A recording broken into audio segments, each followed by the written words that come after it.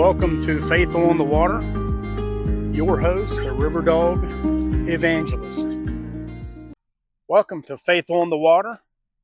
I'm your host, the Riverdog Evangelist in southeastern Ohio, Licking County,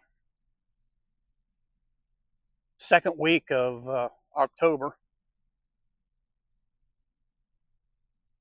And what I'm going on right now is called the Canal Trail, Ohio and Eerie Canal Lock number 16. So this that'll give you an idea of what the trail looks like. Someone already scratched it up. I actually put that in. Here's our information board.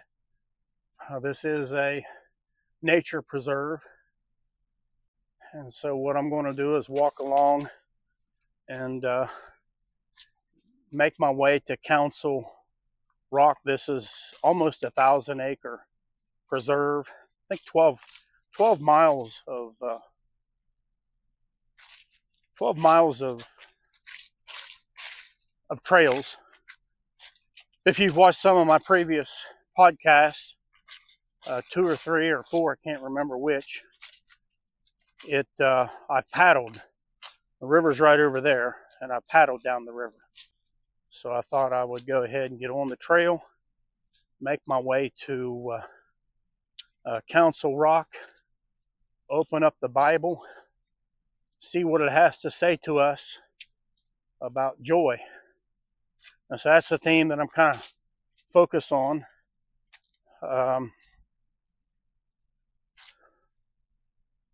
The Bible says, "This is a day that the Lord has made. Let us rejoice and be glad in it." And so the theme of joy is throughout the Bible. Matter of fact, in the Hebrew language, Old Testament, the Hebrew language has 27 different words that are associated with joy, rejoicing, or gladness. Most all of them associated with worshiping God. So the Hebrew people connected worship with God as a joyous occasion, and so so that's that's the Old Testament. Jump into the New Testament, and again, the theme of joy is dominates throughout. Okay, Canal Lock. This is number 16.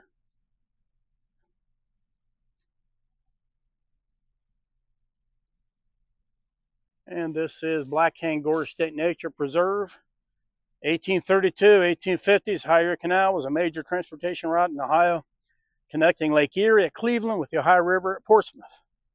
308-mile canal. So it goes right through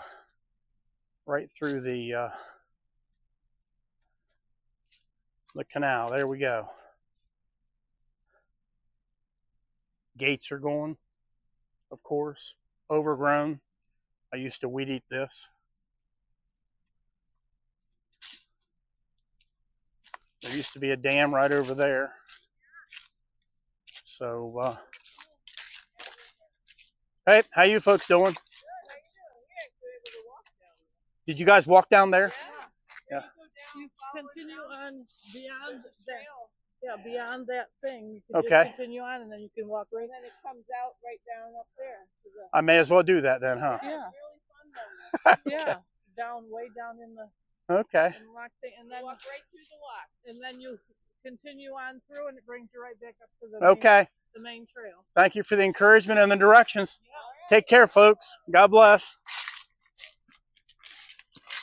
I will take their advice.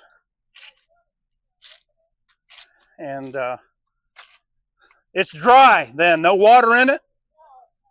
I've seen water in it before. Okay. Oh, I see it there. Thank you.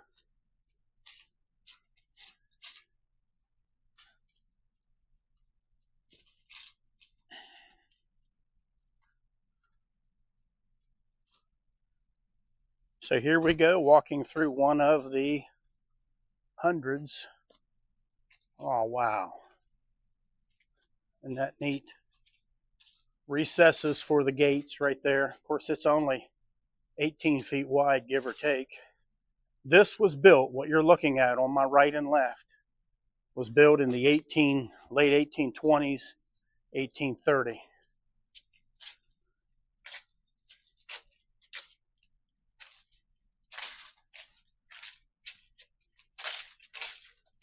There were wooden gates here, valves, let the water in and out.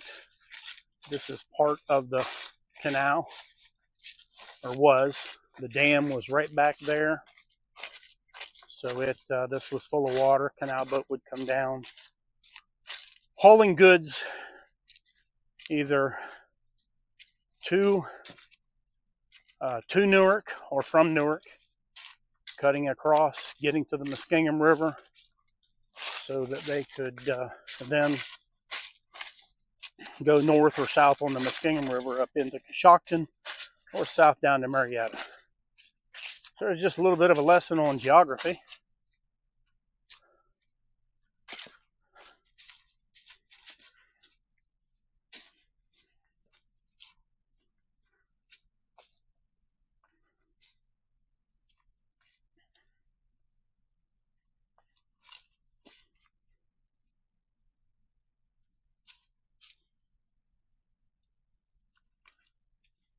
Boundary marking there. River access from hiking trails is prohibited. No swimming, wading. Okay. At least they're recognizing that this is, you're able to get from here to there. Okay.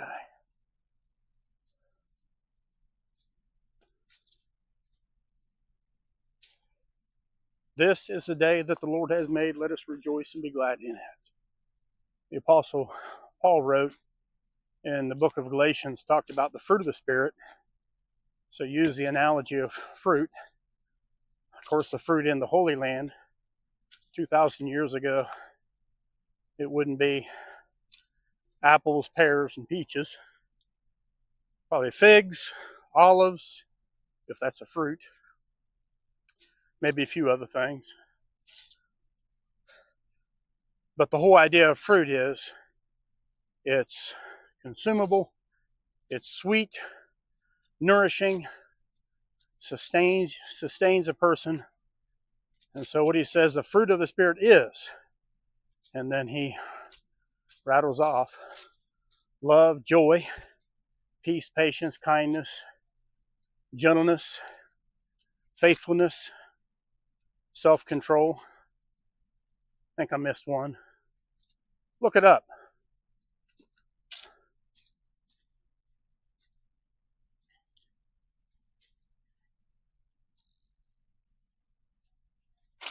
The idea of joy. I'm trying to remember an anonymous quote in regards to joy.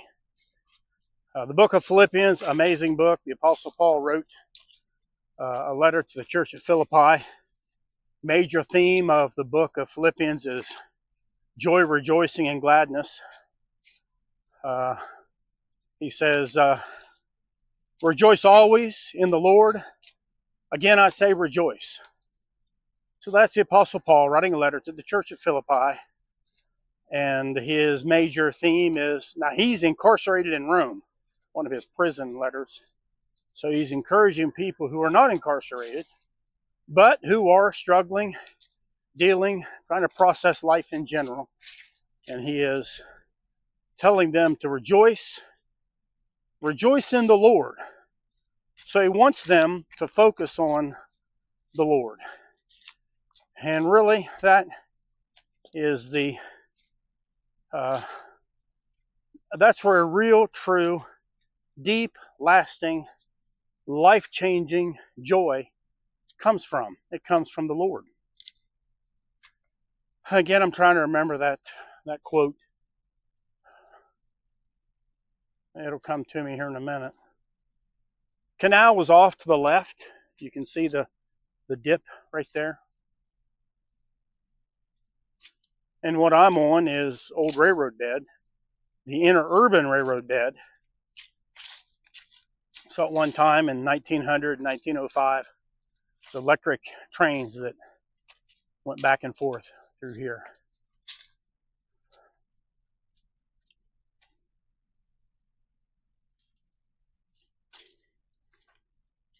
And you're about to see something that I believe is one and done.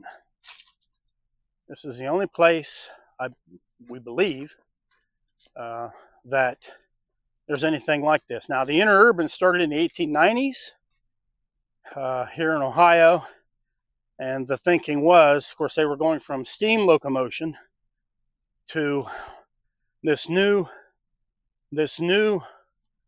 energy source, that being of electricity. So what happened was the interurban was born, and it lasted for a very short amount of time. So they went from the flatboats and keelboats 1 to 2 miles per hour, yet they were able to haul tons and tons of goods. Walking, a canoe, that's on the river. Then they went to steam locomotion, which was up to around 40 to 50 miles per hour safely. Then they hit it up to, with the interurban, the electric railroad, 60, 70 miles per hour. So they were moving along pretty good at that time in moving people and goods from point A to point B. And so that's what this was. This was part of the interurban, groundbreaking. But that didn't last very long. Next thing that happened was the Henry Ford came along, and he changed the whole scenery of transportation. So the railroad was abandoned. But what we're coming around right now is only here. And if you look ahead, you'll see what I'm looking at. Here's a tunnel through the sandstone.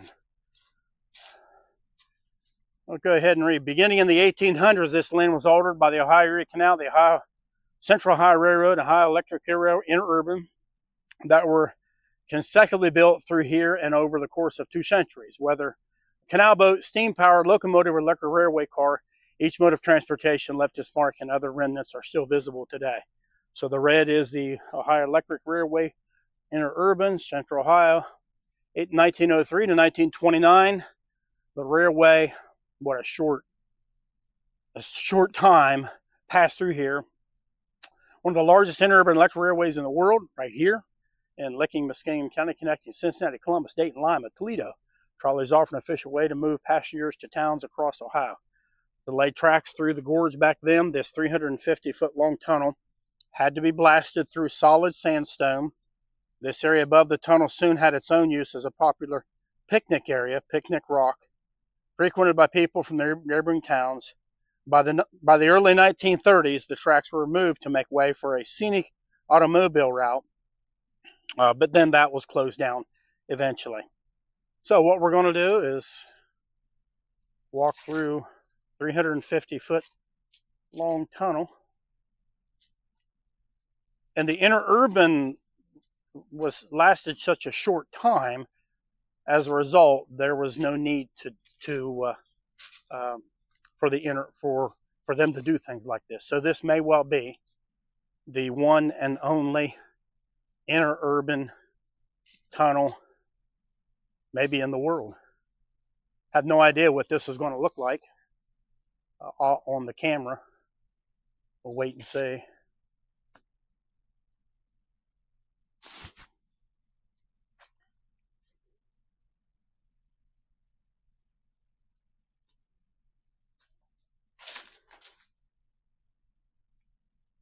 I think you're going to be able to see okay.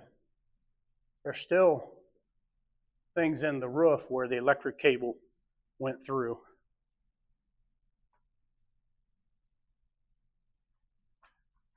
If this doesn't show up, of course, I'll come through another time with a light, headlight, trailing a light, lights in front of me, something so that you can see it. Summertime, cool place to come and cool off. Wintertime and snow, a great place to come and get warm, as it would maintain between 40 and 50. It'd be sub-zero out there, and it would maintain 40, 50 degrees in here. So you're able to see the other end as we. Now you'll eventually see it.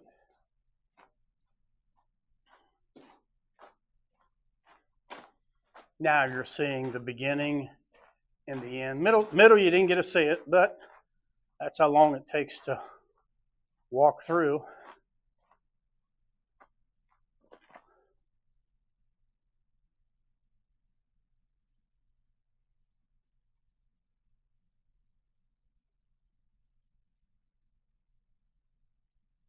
River's down to my left. Quarry area off to my right. And you can see what's behind me, the other side of the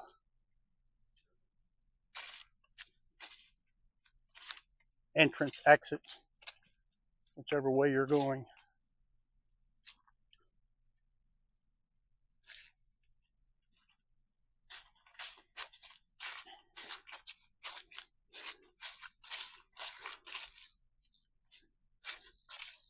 One can only imagine traveling along at 60 miles an hour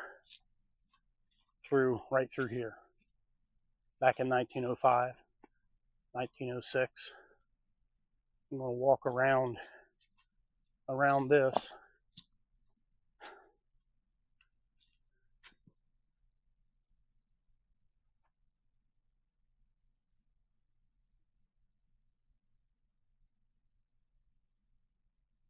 I'm going to go ahead and go up on what's called Council Rock.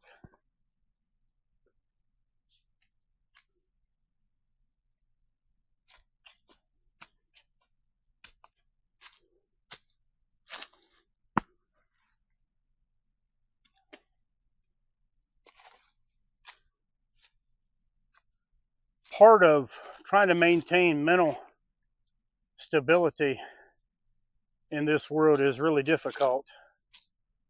And one of the ways, the most beneficial way, long-standing way, is to try to connect in with pure joy.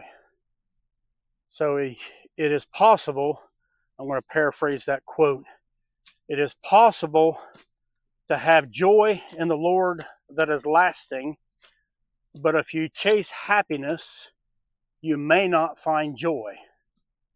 Of course, that's a paraphrase of the quote. The point is, true joy can be found in the Lord. The scripture not only says that, but history bears that out with different people and their experiences. James wrote,